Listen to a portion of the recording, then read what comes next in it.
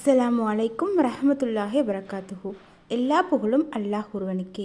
அல்ஹம்துலில்லாஹ். கடந்த பகுதியில் துல்கர்னைன் அலைஹிஸ்ஸலாம் அவர்களின் மேற்கு பயணத்தையும் அதற்கு பிறகு கிழக்கு பயணத்தையும் பார்த்தோம். இப்போது அவருடைய பயணத்தின் அடுத்த கட்டத்திற்கு வந்திருக்கிறோம். கிழக்கு பயணம் முடிந்த பிறகு துல்கர்னைன் அலைஹிஸ்ஸலாம் அவர்கள் என்ன செய்தார்கள், எங்கே சென்றார்கள், அங்கே என்ன நடந்தது, குறிப்பாக யஹ்ஜூஜ் மற்றும் மஹ்ஜூஜ் பற்றிய சம்பவத்தில் என்ன சொல்லப்படுகிறது என்பதைத்தான் இப்போது பார்க்க போகிறோம். முதலில் இந்த சம்பவத்தை சுருக்கமாக பார்த்துவிட்டு அதற்கு பிறகு குர்ஆன் ஆயத்துக்களின் தமிழ் பொருளையும் ஒவ்வொரு ஆயத்திலிருந்து நமக்கு கிடைக்கும் படிப்பினைகளையும் ஒன்றன் பின் ஒன்றாக பார்ப்போம். துல்கர்னைன் அலைஹிஸ்ஸலாம் அவர்கள் தொடர்ந்து தன்னுடைய பயணத்தை மேற்கொண்டார்கள். இறுதியில் 2 மலைகளுக்கு இடையில் அமர்ந்திருந்த ஒரு பகுதியை அடைந்தார்கள். அங்கே ஒரு சமூக மக்கள் வாழ்ந்து கொண்டிருந்தார்கள். அந்த மக்களுடன் தொடர்பு கொள்வது அவ்வளவு எளிதாக இருக்கவில்லை. அவர்களுடைய பேச்சை மற்றவர்கள் புரிந்து கொள்வது மிகவும் சிரமமாக இருந்தது. அந்த நேரத்தில் அந்த மக்கள் தங்களுடைய ஒரு மிகப்பெரிய பிரச்சனையை துல்கர்னைன் அலைஹிஸ்ஸலாம் அவர்களிடம் தெரிவித்தார்கள். யஹ்ஜூஜ் மற்றும் மஹ்ஜூஜ் அந்த பகுதியில் குழப்பத்தையும் அழிவையும் ஏற்படுத்தி கொண்டிருந்தார்கள். அதனால் அவர்களிடமிருந்து தங்களை பாதுகாப்பதற்காக தங்களுக்கும் யஹ்ஜூஜ் மற்றும் மஹ்ஜூஜுக்கும் இடையில் ஒரு தடுப்பை அமைத்து தரும்படி துல்கர்னைன் அலைஹிஸ்ஸலாம் அவர்களிடம் கேட்டார்கள். அதற்காக அவர்களுக்கு பணம் கொடுக்கவும் தயாராக இருந்தார்கள். ஆனால் துல்கர்னைன் அலைஹிஸ்ஸலாம் அவர்கள் அந்த பணத்தை தன்னுடைய கூலியாக எடுத்துக்கொள்ளவில்லை. மாறாக அல்லாஹ் தனக்கு கொடுத்திருக்கும் வசதியும் ஆற்றலும் இதைவிட சிறந்தது என்று கூறி அந்த மக்களிடம் தங்களால் முடிந்த உழைப்பையும் உதவியையும் கொடுக்க சொன்னார்கள். அதன் பிறகு இரும்பு துண்டுகளை கொண்டு வந்து 2 மலைகளுக்கு இடையிலான இடத்தை நிரப்பி அதை சூடாக்கி அதன் மீது உருக்கிய செம்பை ஊற்றி ஒரு வலிமையான தடுப்பை உருவாக்கினார்கள். அந்த தடுப்பை தாண்டவும் முடியவில்லை. அதில் துளையிடவும் யஹ்ஜூஜ் மற்றும் மஹ்ஜூஜால் முடியவில்லை. ஆனால் இவ்வளவு பெரிய ஒரு காரியத்தை செய்த பிறகும் துல்கர்னைன் அலைஹிஸ்ஸலாம் அவர்கள் அதை தன்னுடைய சாதனையாக சொல்லவில்லை. இது என் இறைவனுடைய அருள் என்றார்கள். இப்போது இதை குர்ஆன் ஆயத்துக்களின் அடிப்படையில் ஒவ்வொன்றாக பார்ப்போம். முதலில் 92வது ஆயத்தின் எளிய தமிழ் பொருளை பார்ப்போம். பின்னர் அவர் மற்றொரு வழியை பின்பற்றினர். இது ஒரு சிறிய ஆயத்து, ஆனால் இதிலேயே ஒரு முக்கியமான விஷயம் நமக்கு தெரிகிறது. துல்கர்னைன் அலைஹிஸ்ஸலாம் அவர்கள் ஒரு இடத்தில் தன்னுடைய பயணத்தை முடித்துவிட்டு நின்றுவிடவில்லை. தொடர்ந்து அடுத்த வழியை தேடி பயணம் செய்தார்கள்.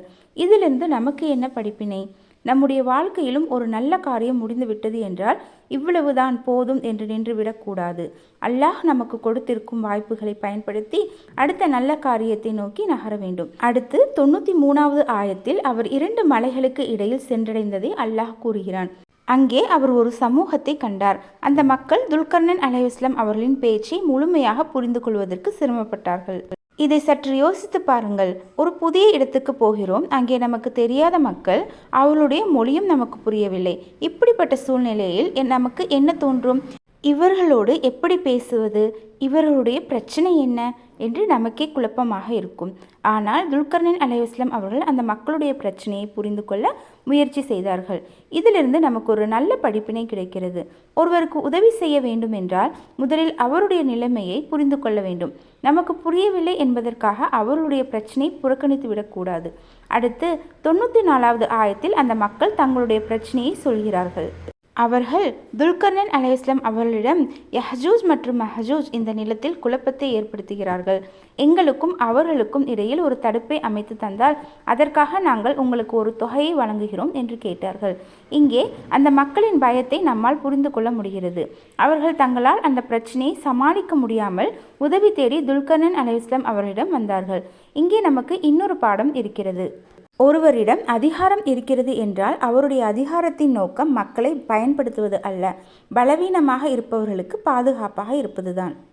அடுத்து 95வது ஆயத்து வருகிறது. இந்த ஆயத்து இந்த முழு சம்பவத்திலும் மிகவும் முக்கியமான ஒரு ஆயத்து.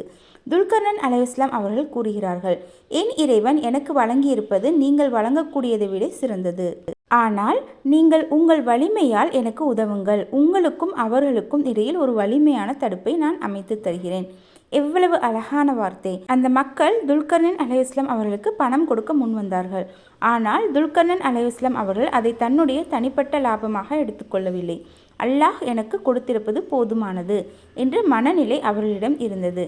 இது நமக்கு மிகப்பெரிய பாடம். அல்லாஹ் தஆலா நமக்கு ஒரு திறமையை கொடுத்திருக்கலாம், அறிவை கொடுத்திருக்கலாம், பணத்தை கொடுத்திருக்கலாம், ஒரு பொறுப்பை கொடுத்திருக்கலாம், ஒரு வாய்ப்பை கொடுத்திருக்கலாம். அது எல்லாமே நம்முடைய பெருமைக்காக அல்ல, அது அல்லாஹ் கொடுத்த ஒரு அமானத். அதனால் நமக்கு கிடைத்த வசதியை வைத்து மற்றவர்களை சுரண்டாமல் அவர்களுக்கு உதவ வேண்டும்.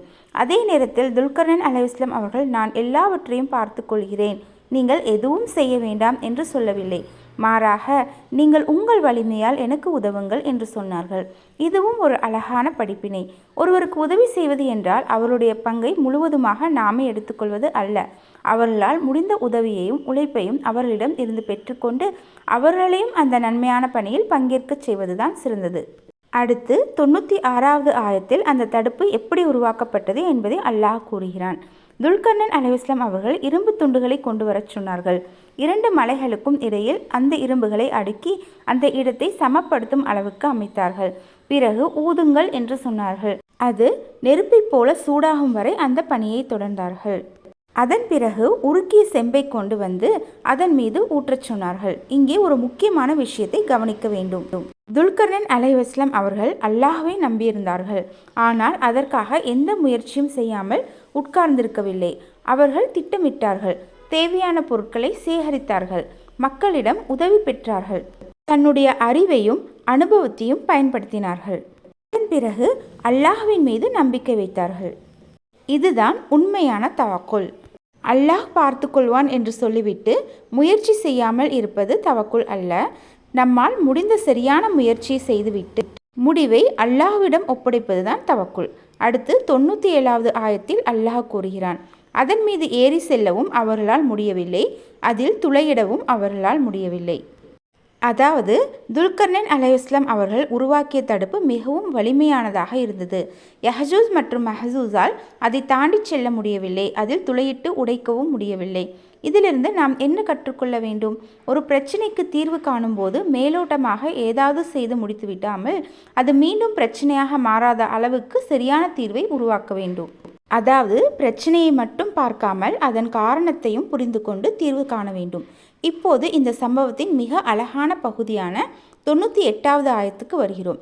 இவ்வளவு பெரிய தடுப்பை உருவாக்கிவிட்டார், மக்கள் பாதுகாப்பாகிவிட்டார்கள், ஒரு மிகப்பெரிய சாதனையை செய்துவிட்டார். இந்த நேரத்தில் ஒருவர் என்ன சொல்லுவார்? நான் இல்லை என்றால் இதை யாராலும் செய்ய முடியாது, என்னுடைய அறிவால் தான் இது நடந்தது, என்னுடைய திறமையால் தான் இந்த சுவர் உருவானது என்று பெருமைப்பட்டு கொள்ளலாம். ஆனால் துல்கர்னைன் அலைஹிஸ்ஸலாம் அவர்கள் அப்படி எதுவுமே சொல்லவில்லை. அவர்கள் சொன்னது, இது என் இறைவனிடமிருந்து கிடைத்த அருள். சுப்ஹானல்லாஹ். இதுதான் இந்த சம்பவத்தின் மிகப்பெரிய படிப்பினைகளில் ஒன்று. நாம் வாழ்க்கையில் ஒரு வெற்றியை அடைந்தவுடன் நான் செய்தேன் என்று பெருமைப்படாமல் அல்ஹம்துலில்லாஹ், அல்லாஹ் எனக்கு உதவி செய்தான் என்று சொல்ல வேண்டும். ஏனென்றால் நம்மிடம் இருக்கும் அறிவும் அல்லாஹ்வின் அருள்தான், நம்மிடம் இருக்கும் உடல் வலிமையும் அல்லாஹ்வின் அருள்தான், நமக்கு கிடைக்கும் வாய்ப்புகளும் அல்லாஹ்வின் அருள்தான், நம்முடைய முயற்சிக்கு கிடைக்கும் வெற்றியும் அல்லாஹ்வின் அருள்தான். அதனால் வெற்றி கிடைத்த நேரத்தில் தான் ஒரு முஃமினுடைய பணிவு இன்னும் அதிகமாக இருக்க வேண்டும். அதோடு துல்கர்னைன் அலைஹிஸ்ஸலாம் அவர்கள் இன்னொரு முக்கியமான விஷயத்தையும் சொல்கிறார்கள். இந்த தடுப்பு இப்போது பாதுகாப்பாக இருக்கிறது, ஆனால் என்றென்றும் இப்படியே இருக்கும் என்று அவர் சொல்லவில்லை. அல்லாஹ்வின் வாக்குறுதியான நேரம் வந்துவிட்டால் அல்லாஹ் இதையும் தரைமட்டமாக்கி விடுவான்.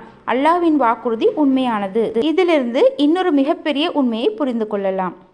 உலகத்தில் நாம் எவ்வளவு பெரிய சாதனையை செய்தாலும், எவ்வளவு வலிமையான அமைப்பை உருவாக்கினாலும் எதுவும் நிரந்தரமானது அல்ல. நிரந்தரமான அதிகாரம் அல்லாஹ்வுக்கு தான், நிரந்தரமான பாதுகாப்பு அல்லாஹ்விடம்தான், நிரந்தரமான வெற்றியும் அல்லாஹ்விடம்தான். அல்ஹம்துலில்லாஹ். துல்கர்னைன் அலைஹிஸ்ஸலாம் அவர்களின் இந்த சம்பவத்தில் இருந்து நாம் எவ்வளவு அழகான படிப்பினைகளை பார்த்தோம். அல்லாஹ் ஒருவருக்கு அதிகாரத்தை கொடுத்தால் அதை எப்படி பயன்படுத்த வேண்டும்? அல்லாஹ் நமக்கு வசதிகளை கொடுத்தால் அதை எப்படி மற்றவர்களுக்கு உதவியாக மாற்ற வேண்டும்? ஒரு பிரச்சனை வந்தால் எப்படி திட்டமிட்டு செயல்பட வேண்டும்? அல்லாஹ்வின் மீது நம்பிக்கை வைத்து எப்படி முயற்சி செய்ய, வெற்றி கிடைத்த பிறகு எப்படி பணிவாக இருக்க வேண்டும்? இவை எல்லாவற்றையும் துல்கர்னைன் அலைஹிஸ்ஸலாம் அவர்களின் இந்த சம்பவம் நமக்கு கற்றுக் கொடுக்கிறது. அல்ஹம்துலில்லாஹ்.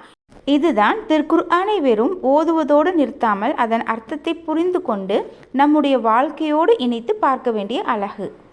இன்ஷா அல்லாஹ் அடுத்த பதிவில் இந்த சம்பவத்திற்கு பிறகு என்ன நடக்கிறது என்பதையும் யஹஜூஸ் மற்றும் மஹஜூஸ் பற்றிய குர்ஆனின் அடுத்த செய்தியையும் தொடர்ந்து பார்ப்போம்.